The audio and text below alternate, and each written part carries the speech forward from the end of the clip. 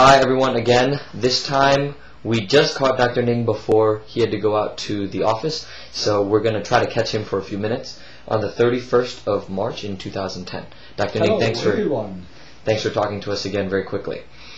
You mentioned last time that one of the reasons that you continue to struggle for freedom and fight for freedom is the Vietnamese government, the communist government, is corrupt in allowing things like human trafficking or prostitution. My question is, these things happen in any number of other nations. Why is it so different in Vietnam, and why do you feel it's necessary to fight and struggle for freedom? Well, it's true that social vices exist everywhere, all over the world. However, social vices like corruption, prostitution, human trafficking, in some country, because of greed, because of criminal individual activities or of small group, all these activities are considered illegal and tracked down by related authorities, police, investigators, and so on and so forth. In Vietnam, social vices are inherent, I can say that, inherent to the system, because the system is a communist system, a totalitarian regime. Now, in this regime, the communist cadre, the Vietnamese Communist Party, is in charge of everything. The cadre staff all the three branches, executive, legislative, and judicial. For that reason, the Communist Party is considered overall the highest, above all judicial, above all judgment, above all law.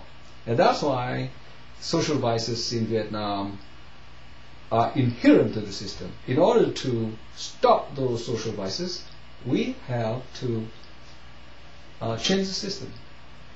And when you say the social vices are inherent to the system, I guess you mean when a government has control over everything, over all aspects of government. Exactly, from small to big scale. For instance, let's talk about prostitution. You know that in Vietnam, the chairman, the woman who is chairman of the Women Association, is in charge of a service trying to help Vietnamese brides to get married to foreigners. But actually, the majority of those so-called brides are exposed nude to be seen by those foreigners from different countries, to have a look at them, just look like a merchandise. And then once they are selected, many of them became prostitutes and tortured, and many of them ended in either death or suicide. So that's one. The other aspect is that in case of a larger scale, even in a system like recently, probably you heard about the story reported by a newspaper within Vietnam that there is a scam run by the Deputy Chief of Staff of Division 324 in the Armed Corps 4, which is the region, the most militant region in Vietnam, because it belonged to the poorest people in the center. Now, that Deputy Chief of Staff tricked the soldiers into paying almost about $5,000–6,000 to be discharged early and to be trained, and then to be sent to work as labor in Korea. And this happened for 3 years. Finally, no one, after paying, have any chance to be exported as labor. And then they complain to different levels of authority, up to the Ministry of Defense, and even to the police. but they met with silence.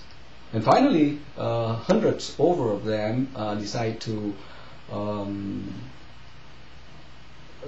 have a biểu tình, protest, a demonstration, or demonstration or protest in front of the headquarters of the Fourth Corps, and that's why story were known to the world and to the Vietnamese community. Beside that, there is another story of cheating the poor peasant all over Vietnam to, by the way, to be exploited to Europe as a laborer and as worker in secret farm growing marijuana in England, and they end up being left in northern part of France, opposite to the English coast, and laying there waiting the chance to immigrate illegally into England to grow marijuana. So it seems that there are very many instances in which the Vietnamese government is, if not a willing accomplice to these injustices, are actually actively taking out these injustices on the people. Yes, actually, like the case I have just talked about, is that they cheat the peasants into buying the way out, and finally they end up in the midst of the forest in northern part of France. And then it is known that these people are brought there because of the collaboration between the armed forces, the police, the different authorities, local, and even the Ministry of Interior, to give them the passport, and then even the embassy abroad, either in France or in other European countries. And many of them died at during that long trip, because the first trip from Vietnam to either Russia or to China is okay, is legal. But after that, they were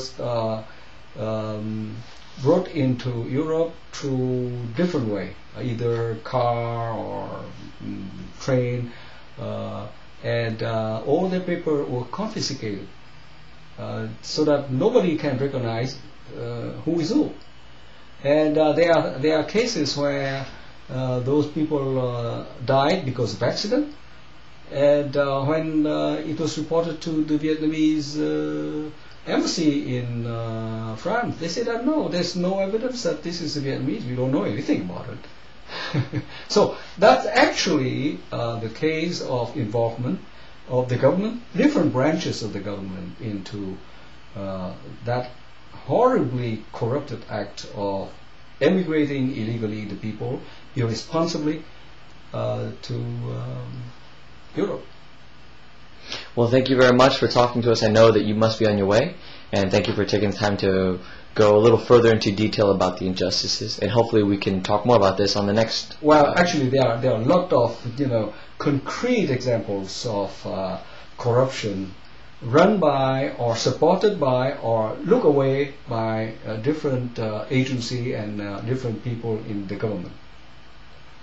So that's why the government should be changed, stopped. So thank you for sharing your thoughts, and we'll do this again next week. Bye bye, see you again.